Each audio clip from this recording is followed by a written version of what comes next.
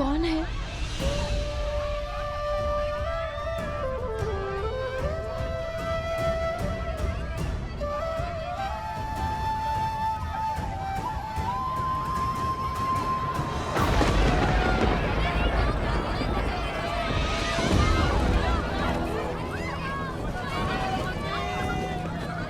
हमारी सहायता कीजिए, हमारे घर जल रहे हैं। यहाँ पे शरण लीजिए।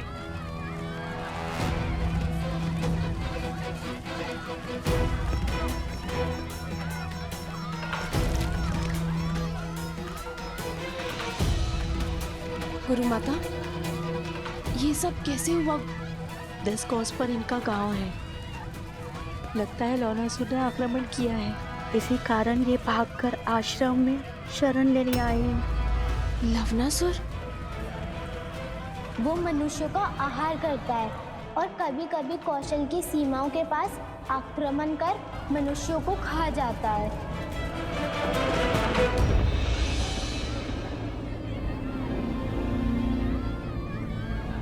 श्री राम। सीते।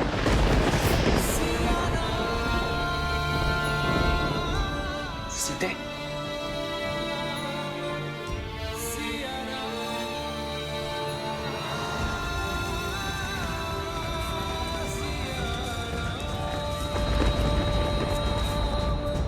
महाराज की जय।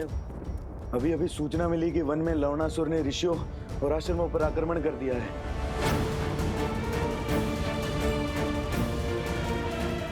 लवणासुर, कहीं इसका मंतव्य मेरी सीता को क्षति पहुंचाना तो नहीं? वन देवी, मैंने सुना है यहाँ पर किसी लवणासुर का प्रकोप है। क्या वो हम सबको मार देगा? मेरी माता को भी? किसी को कुछ नहीं होगा, ना तुम्हें और ना ही तुम्हारी माँ को।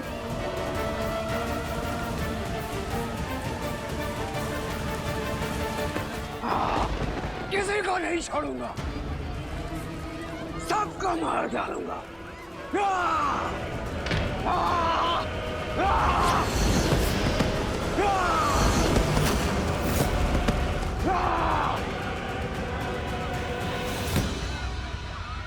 लवणासुर, हर अमावस्या को हमने एक नरबलि देने का वचन दिया था और उसे निभाया भी। फिर इतना हाहाकार, इतना क्रोध क्यों? ये क्रोध नहीं, प्रतिशोध है, और यहाँ केवल राक्षस रहेंगे।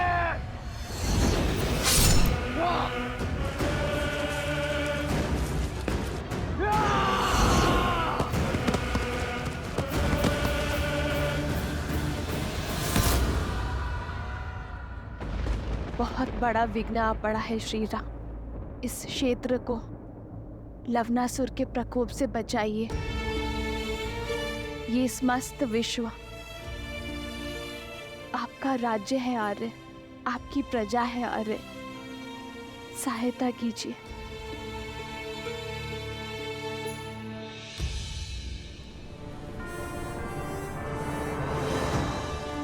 उत्तर की ओर यहां मधुपुरी नाम की एक नगरी है। लवणासुर यहां अधर्म का राज चलाता है, परंतु अचानक उसने इसके समीप बसे कोसल राज्य की सीमा क्षेत्र पर आक्रमण किया है। वहां वो वनवासियों को मार रहा है। गांव के गांव खाली हो रहे हैं। हमें शीघ्र अतिशीघ्र कुछ करना होगा। पाप की शक्ति पुण्य से सदा कम होती है। मधुपुर की प्रजा की सहायता के लिए भैया के आशीर्वाद से लवणासुर से युद्ध करने मैं जाऊंगा। अयोध्या का सेनापति मैं, इसीलिए लवणासुर से युद्ध करने के लिए भी मैं ही जाऊंगा।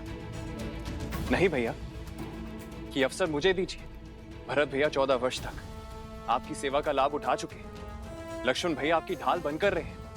आपके साथ भीषण युद्ध लड़े उन्होंने। कृपया मुझे लवणासुर को मारकर अपनी प्रजा की रक्षा और पराक्रम के प्रदर्शन का अवसर दीजिए।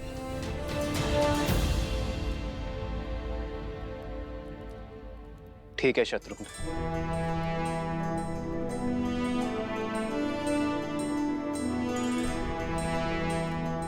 कूच की तैयारी करो शत्रुघ्न। मधुपुरी की प्रजा को एक नए राजा की आवश्यकता होगी। मुझे विश्वास है कि तुम लवणासुर का वध करने में सक्षम होगे। इसलिए कूच करने से पूर्व एक कार्य करना आवश्यक है शत्रुघ्न।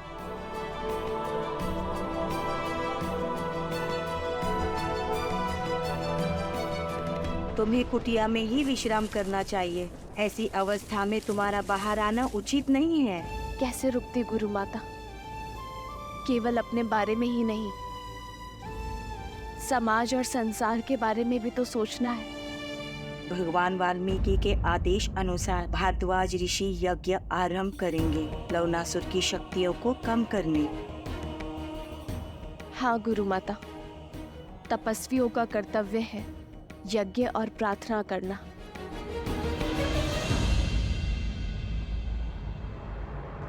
और मेरे श्री राम ना कर्तव्य अवश्य पूर्ण करेंगे। बस उन्हें सूचना मिलने भर की देर है। वो लवणासुर के आतंक का अंत करने में विलंब नहीं करेंगे।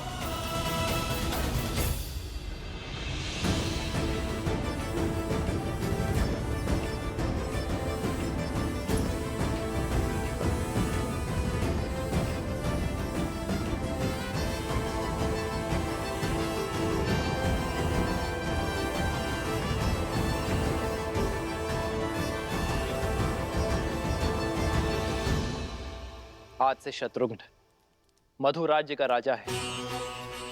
आज से उस क्षेत्र की रक्षा करना तुम्हारा धर्म है शत्रुघ्न। किंतु स्मरण रखना, एक न्यायप्रिय राजा किसी अन्य प्रजा पर अकारण युद्ध नहीं थोपता। अपनी प्रजा पर संकट आने पर वो युद्ध करने से पीछे नहीं हटता। मधुपुरी महाराज शत्रुघ्न की, मधुपुरी महाराज शत्रुघ्न की। शत्रुघ्न,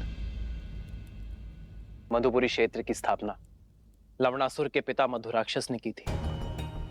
उसके तप से प्रसन्न होकर महादेव ने उसे अपनी त्रिशूल से भी अधिक शक्तिशाली त्रिशूल वरदान में दिया था। उसकी मृत्यु के बाद मधुराक्षस ने यही त्रिशूल अपने पुत्र लवणासुर को दिया। उस त्रिशूल की शक्ति से लवणासुर ने तीनों लोकों में हाहाकार मचाया। उसकी प्रजा उससे अत्यंत भयभीत है शत्रुघ्न। अब तक तो वो शांत था, किंतु अब उसके प्रकोप ने हर सीमा लांघ दी है।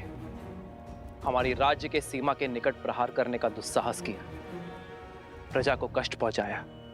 अब तुम्हें इसका प्रतिघात लेना होगा। यशस्वी भव।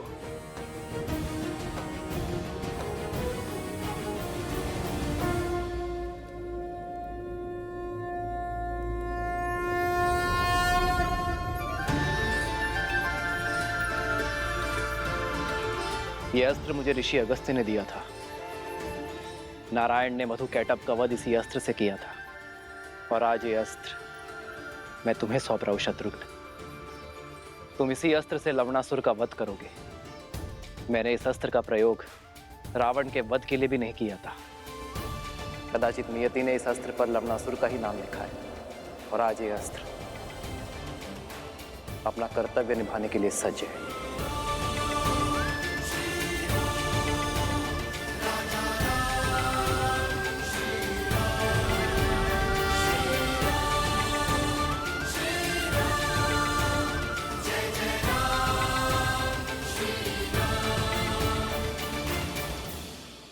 विजयी भव।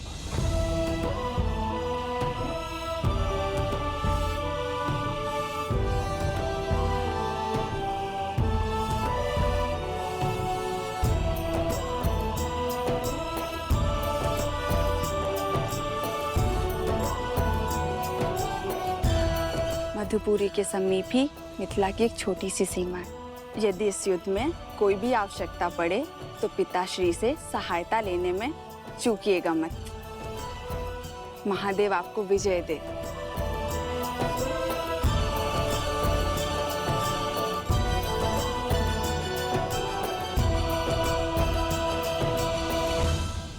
भगवान वाल्मीकि का आदेश है, सभी आश्रम जनों को अनुष्ठान में बैठ मंत्रोच्चार करना है। ओम शांति शांति स्वाहा। सावती चोंदनम दनम वोसेरज्ञान कैगय्याल पोत्री मादा वाईद्रोल माला छगच्छा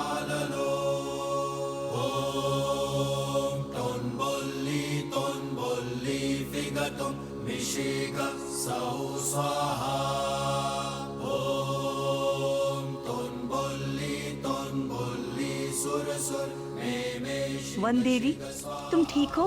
लगता है प्रसव की पीड़ा आरंभ हो गई है। इन्हें कुटिया में जल्दी ले जाने का प्रबंध करो। श्री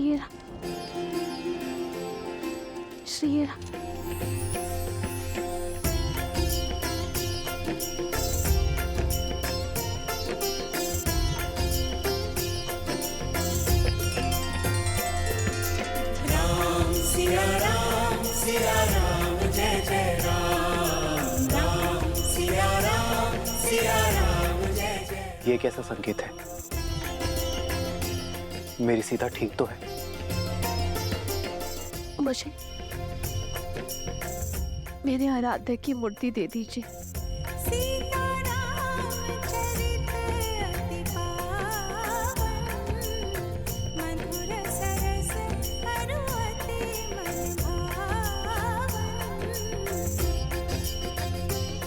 मेरे पूर्वजों, मेरी सीता की रक्षा करना। तुम्हें कुछ नहीं होगा सीते। श्री राम, श्री राम।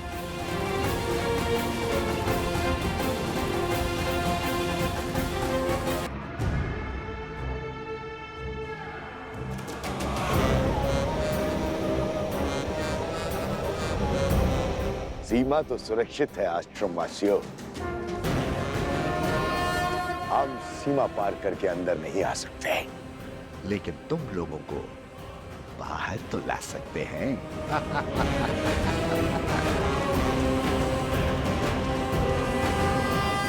हम आश्रम में इतना धुआं भर देंगे कि तुम्हें बचने के लिए बाहर आना ही होगा।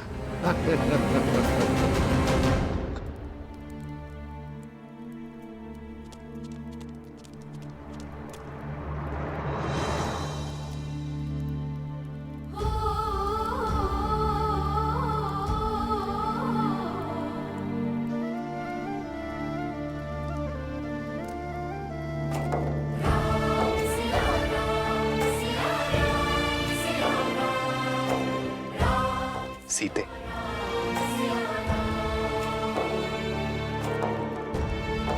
प्रतीत होता है हमारे वंशज के जन्म लेने की शुभ घड़ी आ गई। श्री राम। हे महादेव, सीता पर, मेरी होने वाली संतान पर अपनी कृपा दृष्टि बनाए रखना।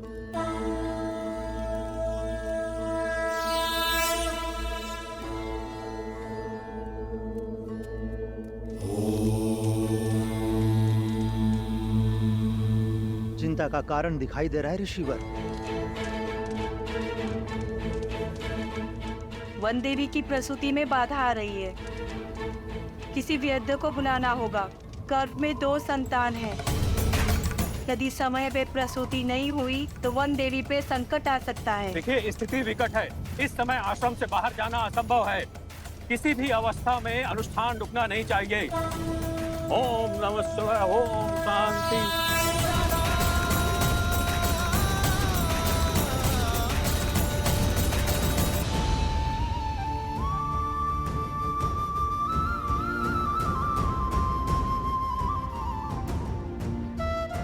श्री राम।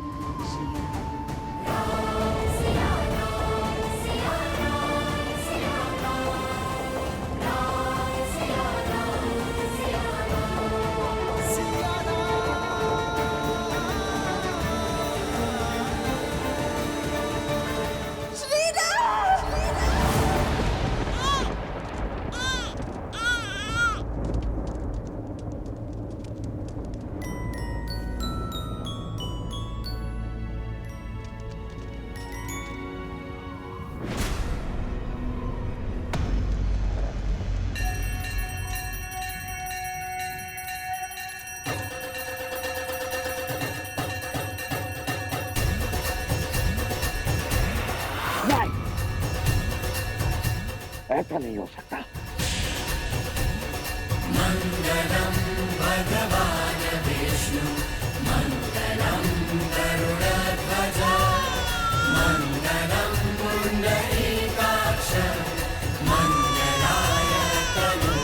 बधाई हो वनदेवी, पुत्र जन्मे हैं।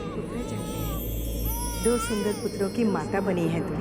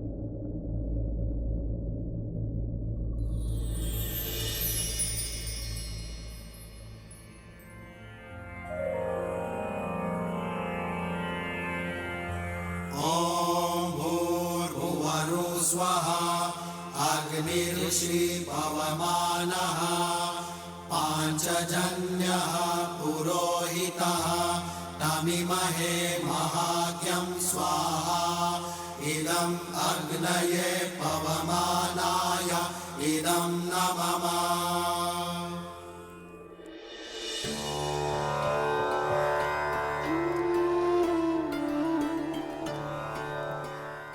ये मेरे संतानों का सौभाग्य है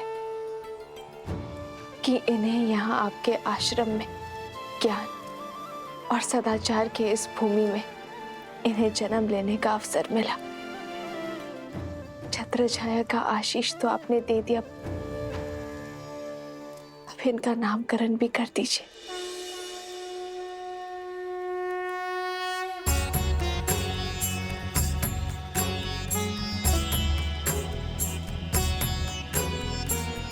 तुम्हारा ये पुत्र दुर्वा के निचले भाग, उसका आधार लावा से शुद्ध होना चाहिए, इसलिए इसका नाम लव होगा।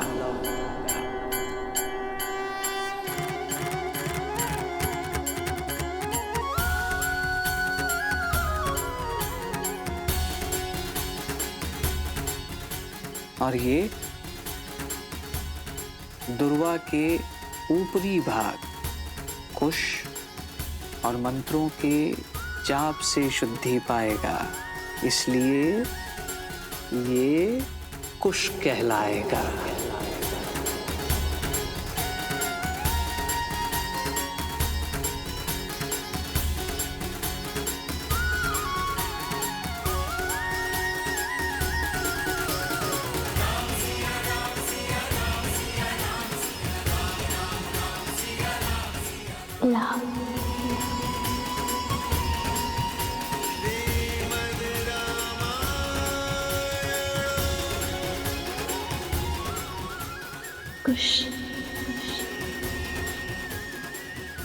लाओ खुश। सीता, तुम्हारे ये पुत्र अपने शौर्य और वीरता के लिए जाने जाएंगे। इनका नाम और इनका काम दोनों ही महत्वपूर्ण होंगे, और ये ही तुम्हें तुम्हारे आराध्य, तुम्हारे पति से तुम्हें पुनः मिलवाएंगे। अपने कुल की गरिमा और धर्म को ये आगे बढ़ाएंगे। तुम्हारा त्याग और इनका साहस धर्म के राज्य का आधार होगा।